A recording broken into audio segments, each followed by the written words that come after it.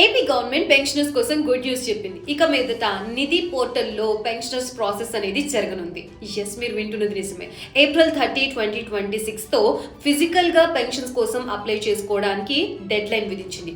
May 1 నుంచి కూడా online ద్వారా నిధి పోర్టల్ ద్వారానే పెన్షన్ కి అప్లై చేసుకోవాల్సి ఉంటుంది. ఇంతకు ముందైతే జీవన్ ప్రమాణ్, ఐపీబీబీ, మీ సేవ ద్వారా ఎల్సీ సబ్మిట్ చేసే అవకాశం కల్పించిన ఏటా 40,000 మంది అందించలేకపోతున్నారట. అందుకోసమనే పెన్షనర్ ప్రాసెస్ అనేది డిలే అవ్వకుండా ఉండడం కోసం నిధి పోర్టల్లో పెన్షనర్ ప్రాసెస్ అనేది మ్యాండేటరీ చేస్తూ ఉత్తర్వులు జారీ చేసింది గవర్నమెంట్. ఇలా కంప్లీట్లీ డిజిటలైజ్ చేయడం వల్ల యూజెస్ చాలా ఉన్నాయి.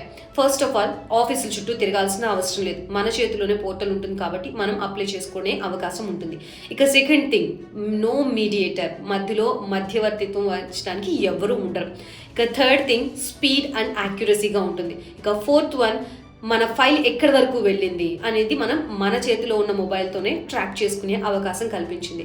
అండ్ ఇంకా పదవి విరమణ పొందని ఎంప్లాయీస్ ఉన్నారు కదా, వాళ్ళ పెన్షన్ పేపర్స్ ని కూడా ముందుగానే నిధి పోర్టల్లో అప్లోడ్ చేయమని సంబంధిత అధికారులు సూచించింది గవర్నమెంట్. మొత్తానికి ఎంప్లాయీస్ పెన్షనర్ ప్రాసెస్ డిలే అవ్వకుండా ఉండడం కోసం ఏపీ గవర్నమెంట్ ఈ యాప్ ని అందుబాటులోకి తీసుకొచ్చింది. మరి ఈ యాప్ ఎలా వర్క్ చేస్తుంది అండ్ ఈ యాప్ పై ఎంప్లాయీస్ ఫీడ్బ్యాక్ ఏంటో తెలియాలి అని అంటే ఇంకొద్ది రోజులు ఆగాల్సిందే.